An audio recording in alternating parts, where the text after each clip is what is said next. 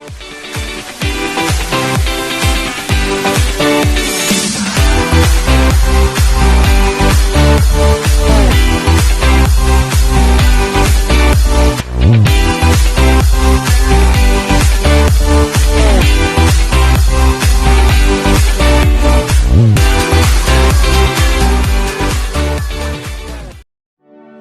delegates, welcome back to my channel.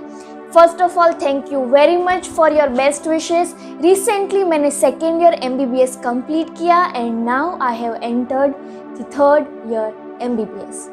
Second year तक तो सिर्फ नॉन क्लिनिकल सब्जेक्ट्स थे जैसे एनाटॉमी, बायोकेमिस्ट्री, फिर pharmacology, pathology and all. But third year में अब क्लिनिकल सब्जेक्ट स्टार्ट हो गए हैं जैसे ENT ऑफ्थेल्मोलॉजी. और अब तो नीट पीजी में से नेक्स्ट ट्रांसफॉर्मेशन होने वाला है, तो competition is going to be very much tough. तो आप लोगों का बहुत ही क्यूरियस क्वेश्चन था कि आखिर मैं कैसे अपनी स्टडीज़ को बहुत कंसंट्रेशन के साथ YouTube को भी संभालती हूँ. और ये सब कुछ कम था जो मैंने इंस्टाग्राम में भी कुछ अपडेट किया. क्या किया? जो लोग मुझे रेगुलरली फॉलो करते हैं, जो मेडिकल स्टूडेंट्स हैं, उन्हें पता है कि मैं regularly NEET PG MCQs upload करती हूँ for the medical students, for their revision, for their studies. तो ये सब टाइम कैसे मैनेज होता है? और आपको भी ये बहुत बार फील हुआ होगा कि जब भी आप कोई काम करते हो तभी आपको कुछ और काम याद आ जाता है और वो काम करने जाओ, पीछे 2-3 काम और रह जाते हैं, और जो अधूरे काम को पूरे करने जाओ तो उतना कुछ टाइम ही नहीं बचता. तो आखिर टाइम को कैसे मैनेज करें? तो आज हम उसी के बारे में एफिशिएंटली बात करने वाले हैं. हम बात करेंगे फर्स्ट ऑफ ऑल कि आखिर कैसे टाइम को मैनेज करते हैं. अरे वो हम रसोई शो में देखते हैं ना, आपको कौन से इंग्रेडिएंट्स चाहिए होंगे, फिर आप कैसे उस रेसिपी को बनाओगे. तो वैसे ही हम बात करेंगे कि आखिर कौन सी इम्पॉर्टेंट चीज़ें हमें चाहिए होगी हमारे टाइम को शेड्यूल करने के लिए, और फिर हम हमारे टाइम को कैसे शेड्यूल करेंगे. So let's start our journey. हमारा फर्स्ट पॉइंट है पार्किंसंस लॉ. अरे एक मिनट, ये कोई रॉकेट साइंस नहीं है, सिर्फ समझ लो क्या है पार्किंसंस लॉ. 2 इंसान हैं, एक इंसान 90% एफिशिएंसी के साथ वो काम 1 घंटे में कंप्लीट कर लेता है, और वहीं दूसरा इंसान उसी एफिशिएंसी से 2 घंटे में वो काम कंप्लीट करता है. तो आप किसको चुनोगे? ऑफ कोर्स जो कम समय में उस काम को कंप्लीट करता है. तो हम कैसे वो वाला इंसान बने? तो हम बन सकते हैं थ्रू पार्किंसंस लॉ. क्या है पार्किंसंस लॉ? फॉर एग्जाम्पल, मैंने मेरे किसी भी टॉपिक को मान लीजिए 1.5 घंटा दिया पढ़ने के लिए, बट उसी टॉपिक को अगर मैं 45 मिनट्स दूँ तो मैं उसी एफिशिएंसी के साथ 45 मिनट्स में उसे कंप्लीट कर सकती हूँ. कैसे? ये एक ब्रेन गेम है, ये एक माइंड गेम है.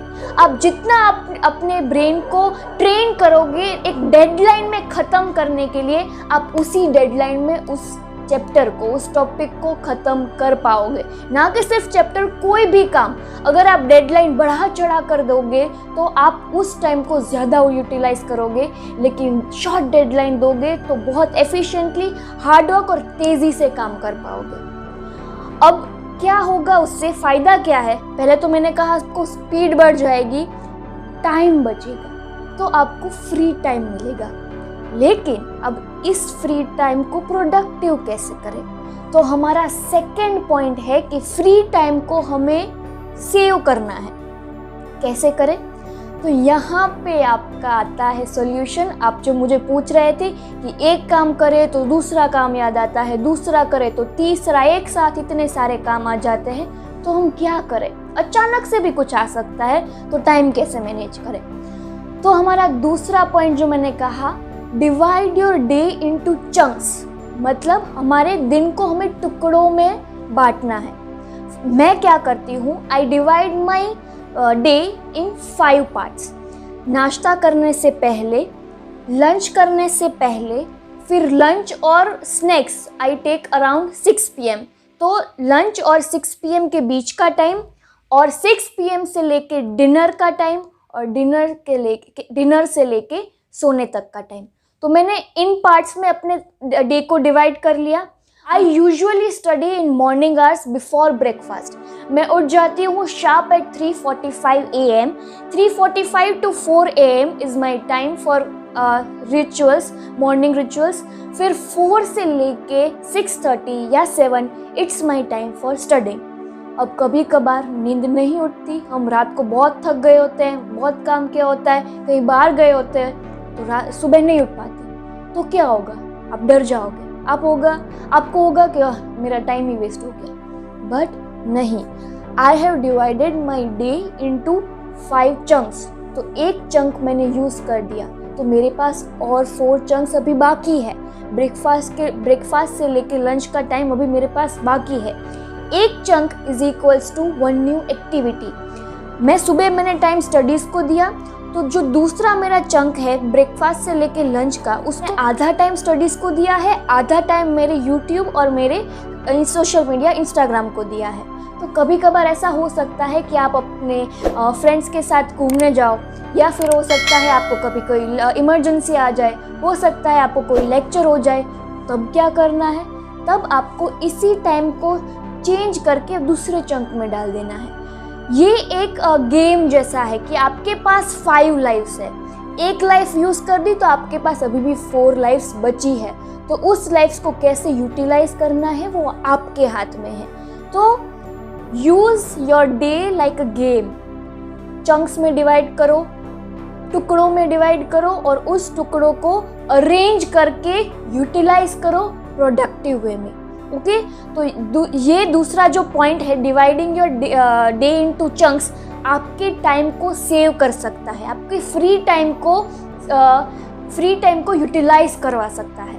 सो अगर अचानक से कुछ काम आ जाए तो आप घबराओ मत, उस काम को पहले कर लो। जो काम छूट गए हैं you can shift to the other chunk, और इस चंक में और हमेशा याद रखना, इन टुकड़ों के बीच में एक ब्रेक टाइम ज़रूर रखना, ताकि आप एग्जॉस्ट ना हो, आप मोटिवेटेड फील रहो, आप फ्रेश रहो। हमारा तीसरा पॉइंट है कमिटमेंट। कई बार क्या होता है, हम खुद को तो धोखा दे सकते हैं, लेकिन अगर हमने हमारी ऐसी बात जो हम करने वाले हैं, हमारे गोल्स, हम किसी को कहें और फिर हम ना कर पाए तो हम थोड़ा शर्मनाक फील करते हैं। मैंने ऐसा नहीं कहा कि आप पूरे गांव में ढिंढोरा पीट दो कि मैं ये करने वाला हूँ, मैं ये करने वाली हूँ, मैंने ऐसा किया, मैंने वैसा किया। नो, कोई एक इंसान जिस पे आप बहुत भरोसा करते हो, जो आपको एडवाइस अच्छी से दे सके, आपको सजेशन दे सके, उनको जाकर एक कमिटमेंट दे दो। अगर आपने किसी भी चीज़ को आपने कमिट किया है तो फिर आप उसके पीछे पड़ जाओगे, आप उसको छोड़ नहीं दोगे, क्योंकि आपको फिर फील होगा कि मैंने उसको कहा था, मैं करके रहूँगी, मैं दिखा के रहूँगी। सो एक कमिटमेंट होना चाहिए जिसकी मदद से आपको एक मोटिवेशन रहे, आपके मन में एक पैशन रहे कि मैंने कहा था, मैं करके रहूँगी। So this was our third point. Fourth point is documentation. हमेशा याद रखना, हमारा माइंड बना है क्रिएटिव आइडियाज़ बनाने के लिए, ना कि उनको स्टोर करने के लिए। अगर कुछ हम काम कर रहे हैं, कुछ और याद आ जाए, कुछ थॉट याद आ जाए, कुछ आइडिया याद आ जाए, तो उसको लिख लो। ये बिल्कुल मत सोचो कि ये तो मेरे दिमाग में ही पड़ा है, मैं फिर से इसको रिकॉल कर लूँगा। नहीं, mind is made to create ideas, not to store ideas. Okay, ये सब पूरा दिमाग के दूसरे पैटर्न्स है कि अगर आप रिवाइज करो तो मेमोरी बन जाती है, but this is about creativity, this is about ideas and thoughts. तो आपको लिख लेना चाहिए, कभी भी कुछ भी आपको याद आए लिख लो, इससे आपका टाइम भी सेव होगा। And last but not the least tip is protected time. आजकल हम ऐसे ज़माने में रहते हैं जहाँ पे फ्रेंड्स को टाइम देना, फैमिली को टाइम देना, टीचर्स को टाइम देना, सीनियर्स से एडवाइस लेना, जूनियर्स को गाइड करना बहुत इम्पॉर्टेंट है। इसलिए सोशलाइज होना बहुत इम्पॉर्टेंट है। लेकिन क्या हम खुद को टाइम दे पाते हैं? कभी कभार नहीं। तो इसीलिए ये फिफ्थ पॉइंट बहुत इम्पॉर्टेंट टिप है, प्रो टिप है, protected time.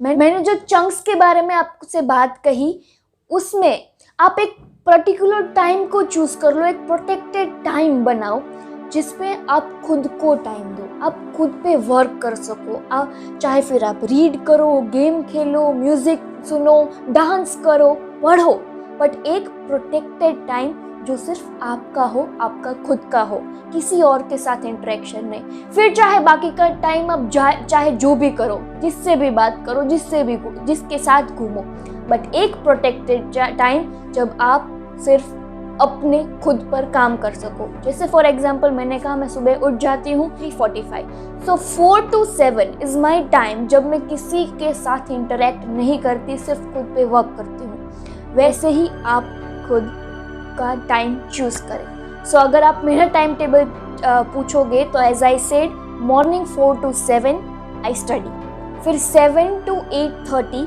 Is my time for morning routine, और उसमें आई डू मेडिटेशन। मैं आपसे ये भी सजेस्ट करूँगी कि आप खुद भी मेडिटेशन करो। अगर आप चैंटिंग नहीं कर पाते हो कोई बात नहीं, सिर्फ आइज क्लोज करके एक भी थॉट को अपने दिमाग में मत आने दो, वो भी इनफ है to cool your mind, to calm your mind. फिर 8:30 I go out for my college, मैं कॉलेज के लिए निकल जाती हूँ 8:30 बजे, 8:45 बजे I reach my college, 9 o'clock I reach my college and 9 to 11:30 is my time for study। अब कभी कभार ये भी हो सकता है कि हमें पोस्टिंग के लिए जाना पड़े, कभी हमारा लेक्चर हो सकता है, but I always prepare my mind for that task. तो मैं 9 to 11:30 I study, but there are chances that I have to go for a lecture, I have to go for a task. फिर 11:30 से लेके 1 o'clock तक I give my time for my YouTube content and my uploading MCQs at Instagram। फिर 1 से लेके 2 तक it's my time for lunch, 2 से लेके 5 तक I have my college practicals and posting and all। और कभी कभार मुझे टाइम मिल जाता है, I get free time, because कभी लेक्चर्स कैंसिल हो जाते हैं, लेक्चर्स पोस्टपोन हो जाते हैं, लेक्चर्स प्रीपोन हो जाते हैं, ये सब चलता रहता है।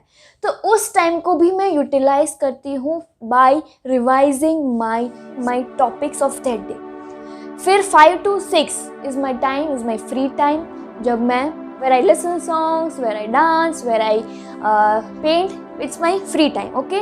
फिर 6 से लेके 8:30 तक once again it's study time, 8:30 to 9 is for my dinner, फिर 9 to 10 o'clock Mahabharat episode, #point of view can't sleep without seeing at least one episode, so 10 o'clock I go to deep sleep, and 10 o'clock to 3:45। कभी कभार नींद आ जाए then I always prefer naps. मैं कभी अपने सुबह के टाइम को सेक्रीफाइस नहीं करती।